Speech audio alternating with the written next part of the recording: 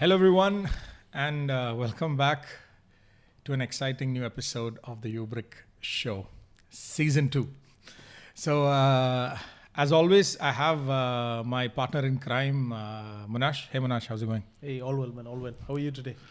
We're good. I mean, instead of welcoming you back, I think we have a very important guest on board today. Hello. So, in the past 2-3 shows, I think a couple of episodes, we keep mentioning Mkt4Edu and Torio. So this is Torio in person. Hey, Torio, how are you? Fine, and you? I'm good. Welcome to the UBRIK show. Thank you. How are you? Fine. Torio is what you can say in this show. You'll understand he's a very fun guy, and more than the fun bit, one thing we realize is the wealth of experience he brings when it comes to education. So Yes. in today's episode, what we want to actually understand from Torio is, we've been talking about education. Okay. And me and Monash, we've been here all our lives. And past 10 years, close to a decade, we are doing this here. But after the partnership with Mkt4Edu, you've completely shown us a different angle on how to look at the whole solution. You also told us, or you keep telling us to not look at the problem like an agency, rather a consultant and solution provider Or service company. service company. Yes. Which we are in the process. In the process of of doing. It's not easy. Yeah.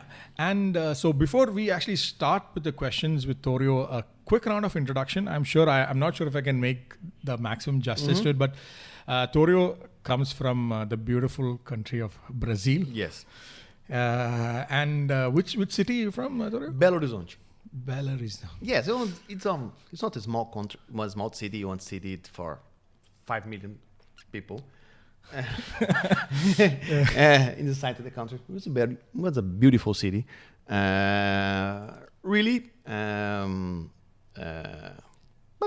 only this. It's inside the country. It's in the forest, but it's a really beautiful Yeah, city. usually when we think of Brazil, people in Dubai, we think of Rio de Janeiro, Sao Paulo. Yes. You know what we see, on TV, we don't see. But as whatever Yes. I've seen, I think the place where But Brazil is too large. No, Too I large. have a lot of cities. I have a lot of big cities. It's too large, Yeah. really. And one of the highlights about Torio is he's spent a good part of his life. He's quite young. I don't get me wrong when I say, in a sense, good part of his life in education. Yes. And one of the things that we've understood after this collaboration, close to almost a year, is usually when we approach education, when we approach usually speaking to clients, we are experts, but we usually don't leverage this thing of, like what Torio usually tells us.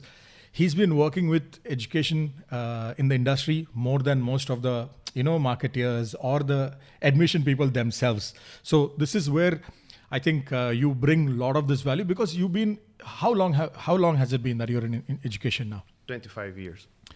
25 years in education, and the last 20 years in the agencies for education, really in the last 5 years in Mkt4Edu. Mkt4Edu. Yes. And in this 20 years, let's say 25 years, how many clients have you worked total? And the clients, almost 1,000 clients. And Only education. and And currently, universities in the K-12 schools. and currently with Mkt4Edu, how many clients do you guys have? 200. 200. And very surprising, very interesting fact is, we hope we reach that place. And now, as we are working together, we also added this to part of our pitch is a couple of clients that Mkt4Edu has that, many of them are listed, right? Yes. Listed companies in the... Yes. I have probably 9 or 10 clients listed company in the Nasdaq and Brazilian stock marketing. It's the example. The more biggest company in the world is our clients, Cogna. It's 1.5 million students, only higher education. And it's our client. I have a Afia. It's the big client. It's only for medicine. It's one that has investment for, I don't remember the bank. SoftBank? SoftBank. Yeah, I remember you telling me about Or I have a company in Brazil. It's our client. It's not small. It's 400,000 students. It's Descomplica. It's the only company in the world. It's Facebook and Google is owner the company. Brilliant, brilliant. Yeah. And in fact, before we started recording the show, Torio asked me like, what's the population of UAE? Yeah? Because Yeah. I think the topic is about the higher education in UAE. Yeah. And state of higher education. So he was asking, what is the population in UAE? So I told him, yeah, probably around 9 million. Yeah. 9.7 million. And Torio, interesting. In Brazil, there's around 6.5 million students In higher education. in Yes. higher education. So Yes. so with the kind of perspective or the Mkt4Edu and Torio is operating, I think there's a lot of wealth of knowledge. Yes. Okay, of course. But just Mkt4Edu operation not only in Brazil, operation in Mexico too, operation in US too. I have our clients in Brazil, Mexico, and here too. And now in Dubai. Yeah, now in Dubai. Well, yeah. Yes, of course, partner yours. No, not alone here. No, with your partner. No. Interestingly, just to add, since Mkt4Edu and we joined hands, after this partnership, we've closed 3 new education Yes. accounts. But Monash, before we get into this, there is one very interesting story. For example, how this whole partnership came into effect, which we are a very big fan of this story. I think in some episode we mentioned this, as well as how Dubai being Dubai. Torio, you love Dubai? Yes, of course. I live here. So the thing is, 1 year back, Torio is living in Brazil. He's a Brazilian citizen. He's living in Brazil. That's his life. And Corona happens, and he decides he wants to travel. He wants to actually come to. It's an important point. Before the COVID, probably I have a lot of trips in the world because I have a clients in Mexico and US and of course I visit university in the world every time. But probably I have only US. Probably I had visited 15, 16 times in the year. But because the COVID, everything's closed. I'm staying in my home for 1 year. But last year, one unique place in the world is open. It's Dubai. God bless UAE. God bless UAE. One unique place in the open. It's in the UAE. And I come here in September for 1 week for vacation because the unique place in the world is open for us. It was Dubai and was UAE. Yes. And then I think the story Bro, continues it was from specifically there. Dubai, yeah? Specifically Yeah. Dubai too. Yes, to Dubai. And the story continues where we get a random message on LinkedIn from Gustavo. Yes. from Gustavo. Yeah, from Gustavo, Gustavo yeah. telling that, we would like to talk to you. We work in education. We check them out on the internet. Okay, there are a lot of big claims there, and a lot of content was in Portuguese at that particular time. And we're like, okay, I and Sheyaf, we've been sitting at home for a very long time. Yeah, and we were doing our first season. We were just seeing each other. And I mean, we'll wear our mask and we'll go meet some new people. And so like that, and there was also a very huge language barrier as well. Between, I think Torio speaks quite good English compared to rest of the people. Good. And he's even as we speak, he's getting better and better at it. So we have these 2 meetings, Zoom, then we meet, and I think right there, there was a click. So now coming to the topic, right? That is a long story. In short, lot of dinners, lot of mandis, lot of food, lot of fun outings, and we are into the partnership. So now what we wanted to understand today, Torio, coming to the point is, what is in your experience, like you said, with all these clients and a lot of this, what is the biggest change that you've seen pre-COVID and post-COVID in the education industry? Okay. Of course, and the first point is I have a different countries, I have a different behavior about the crisis. Okay. Sometimes I have example. US is acyclical. Who's acyclical? I have a crisis. The students search more universities. This is the point. It's a difference. But I have a most part of the countries is cyclical. I have a crisis. Cycle. The people don't have money. Yeah. Lose the schools. So basically, Yes. there's a dip in... Yes, depend of the economy. Okay, Brazil one country like this.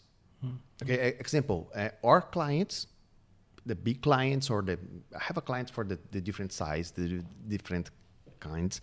But just for understand, and the last year, our clients and the market in Brazil down 40%. 40%. Yes. 40%.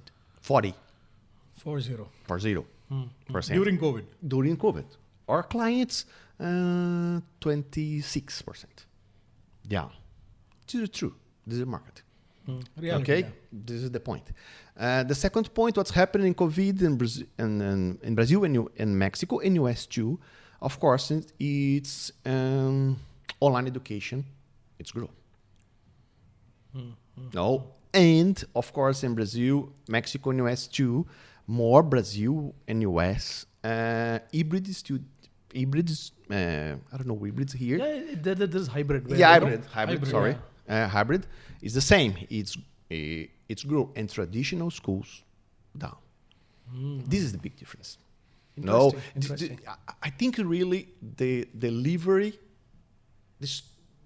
model of the students will change. This is the principal point. Of course, and for us, for recruitment students, the markets change. The model of the recruitment students, the model of the market is completely changed. No change only because the pandemic really changed the last 10 years. In Brazil, really completely changed the last 15 years. It continues change every time. In US changed for last 10 years. And Mexico changed for last 5 years. Really because one point, because the competition. Like I told you, Brazil have a 6.5 million students. In US, I have a 16 million students. No, in Mexico, I have a 3.5 million students. No, in Brazil, I have a 3,000 private universities. So it's competition. It's like a market like India, more or less. Yes, probably it is more high. I don't know. Yeah. But it's too competitive marketing. Competitive, yeah. No, remember the market is down. It's down 40% last year. Probably continues down this year. True. Because the marketing, because COVID continues. In Brazil, it's marketing continues. In Mexico, market continues. In US, it's probably Growing change now, grow now. But in US, have a lot of money inside the marketing now. Because I have a lot of money marketing inside them now in US.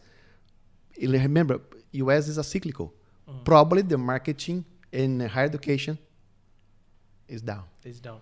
And Yeah. Torio, I think we're seeing very similar examples here. Like you mentioned, the so-called smart universities, which are delivering a lot of online experience, we have actually seen a similar growth over here. Yeah. And number two, competition is definitely increasing. There are a lot of universities who are moving into bigger, larger campuses, which was actually planned a lot before 2020. And 2020 was a surprise. Like Yes. COVID was not planned for. So there's a lot of universities have taken up spaces. Places like the Knowledge Village is expanding. Places like Academic City, which is in Dubai, Yes. is also expanding. And actual infrastructure in brick and mortar is increasing. Yes, but I think it's a heavy students for. Really, I think it's a heavy students for everything. Yeah. I have students for traditional campus. I have students for hybrid, and I have students for 100% online.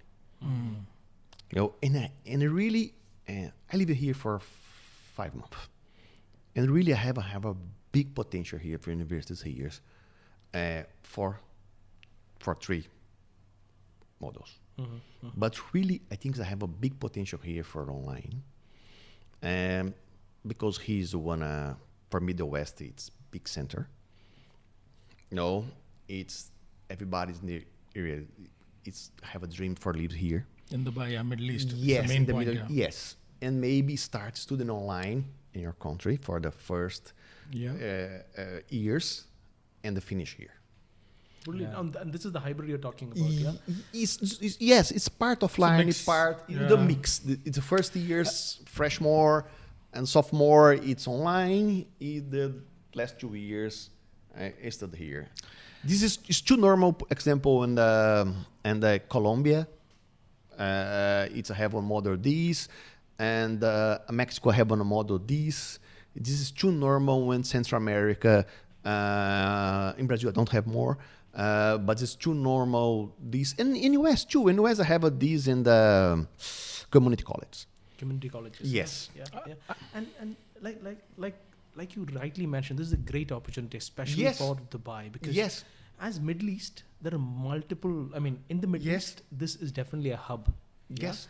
And a lot of Arabic-speaking Yes. population, which is be in Saudi, be in Egypt, be in the Northern Africa. Yes. And India, Pakistan. and India and Pakistan. All of these, it's a melting pot. Georgia, it's the Yeah, yeah. no in the I think this is what it's just for the have a now in the world 16 countries is the more big industry in the countries is education, including UK. The more biggest industry in UK today is the education. biggest industry. Yeah. In Australia and New Zealand. And It's more big industry. This is it's education. And that is a potential you're actually seeing for UAE and Yes. Dubai. Dubai specifically. Yes. And this is one thing, if you could highlight now, we're talking about the international markets and what you've actually seen. Now, in this 5 months that you've been here, we've had a lot of discussions, together we've been speaking to a lot of universities here in Yes. the past 5 months. We've been working with many universities here in the past 5 months. What would you say is one very big difference that if you would compare between Latin America and US? I think it's not only Latin America, but I think it's America in general. America, And US. I think it's more important again because the competition, of course. In Brazil and America in general, I have a more culture about the numbers. Yes, and here I don't see the same. Really, in Brazil, everything it's numbers. It's cultural acquisition, long-term value. How many leads generate today? How many apply generate today? How many inquiry generate today? How many how cost this inquire? How cost this apply? How cost this? I don't know using here, but it's MQL. How cost for SQL?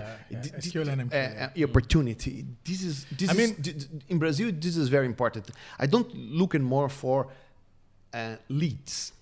Leads is not important. I don't look generate leads. I look generate enroll. I think I think it's this one point, and the second point for us, I think, is the huge difference. And marketing in Brazil is not only generate leads; it's generate enrolls. Marketing in Brazil normally it's marketing and admission at the same department. It's not different departments. So marketing and admission is the same department. Yes. And Tório, I think when we have had conversations before, we keep seeing this, you emphasizing on numbers. And for example, if it's a school, there is an optimization towards school visits because that's a huge conversion point. Yes. Yeah? And the next conversion point is from somebody who's visited your school and had a tour and then getting into enrollment. This work more for K-12 schools, for K-12s, of course. Of course, this is more important for K-12. For higher universities, for higher schools, this is more important. It's not these normally. But there's open houses. There's open houses is important, but it's not the big point. The big point for universities really is referrals. Referrals. Yes. So existing students or existing enrollments, Yes. Interesting. Yes, it's referrals. Do you know one friend? Do you know one colleague?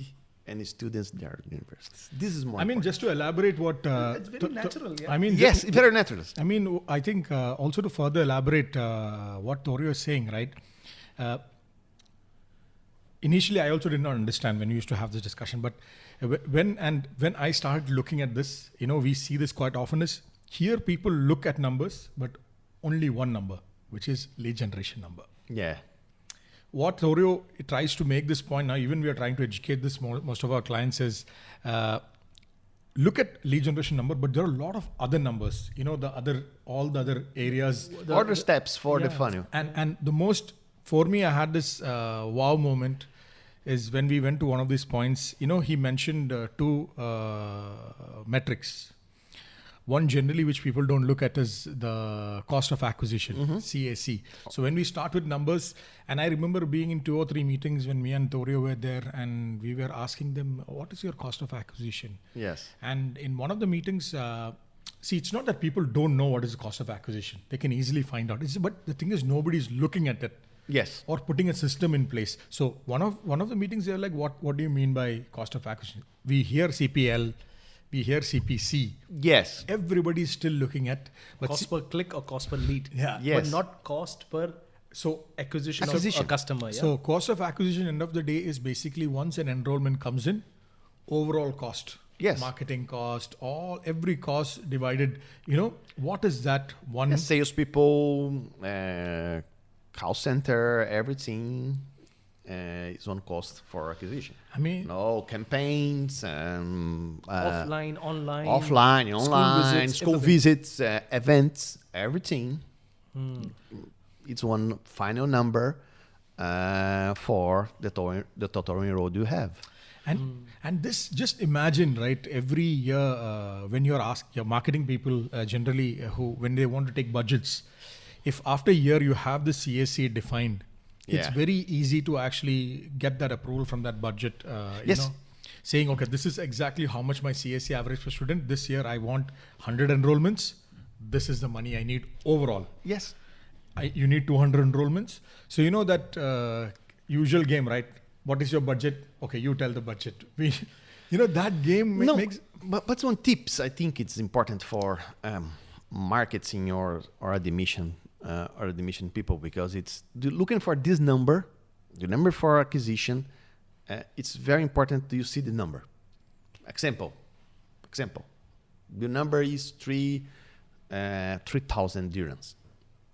Okay? CAC, you mean? Yes, you see. Okay, the number of CAC, whatever, or cost for acquisition, your choice. Cost for client, your choice. But 3,000 dirham. Okay, but do check for LTV. What is the lifetime value? Yes, of the customer. One student pay 30,000 dirhams for a year, 40,000 dirhams for a year. Normally here, 3 years, 4 years. Yeah. How much a student pay? Yeah. Look at the number. How much a student pay? And this can allow you to see whether it is wise enough to spend X number of dirhams in marketing. Yes, because really in Brazil, it's the good number for us. The one traditional school is 28. 1 into 28. 28, it's LTV for cost of acquisition. Oh man. So this is a good number. Just a traditional school. So for this online school is 12. Is 12. Yes. So for every $1 that is spent on acquiring a customer, the business will get $28. Yes. Plus this, it's too cheap, your student. Too cheap. And normally I have a client 64. I have a client 65. So oh my God. Okay. Yes. And because these are their EBITDA. EBITDA, do you know EBITDA? Profit. It's not profit, but it's earnings. Profit. Yes, earnings before tax. It's EBITDA. It's normally the private schools in Brazil is 33%. Wow. Yes. So definitely there's a lot of number crunching that is required. Yeah? Yes. But really, this is difference, and this is a big difference in Brazil and here, because in Brazil these are discussions. So the marketing discussion is about the EBITDA, it's about the CAC, it's about the LTV, it's about the how much I'm spending. Okay, I'm spending $100. Who's the impact this in my EBITDA? Brilliant. So I think because it's for profit. Because it's more part is for profit. Yeah. It's more part of my clients in the stock marketing. It's Nasdaq. It's necessary. So naturally, they look at. Yeah. So Sheyaf, Torio, so if I want to put this together, is the marketing and sales or admissions is one department. Yes. Yeah. Normally, yes. You look at numbers. With so much of number and focus, I'm sure a lot of decision is CFO driven Yes. and not just marketing driven. Yes. Normally, CFO plays a big role. yes. Normally, it's in Brazil. I have one committee Board, yeah. It's same name in Brazil. Committee. No, it's committee. Normally for my clients, one time per week. It's normally 2 hours in discussion, and normally in commit have a CFO, CEO, because everybody impacted the numbers.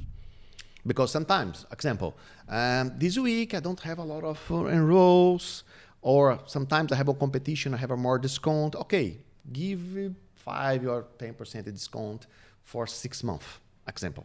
And CMO stay in the table, CEO stay in the table for the sit together. Because the salespeople, So you move very fast. they move very fast for this. But the calculation is, okay, 5% for discount and the 6 more for 10% of discount for season. Who would impact this in LTV? Who would impact this in CAC? Oh, in CAC, this only 10%. But in LTV, is impacting only 3%. Okay, let's go. Brilliant. So At the end of the day, it's numbers. So definitely the biggest takeaway is looking at numbers, the right kind of numbers. And Of course. And sometimes the more part of this, of course, the academics stay together in the same table.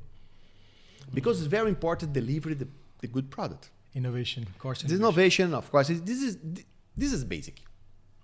Okay? This is basic. Have the right courses. Yes. What is this required in ba- the market today? Yes, this is basic. Okay, this is overall. No. I mean, this is a topic by itself, which we'll do in an episode, which we have, and there is very interesting. Yeah. But this is happen every week. I have a team only these dedicated for this, the conversation for the people for discussing this.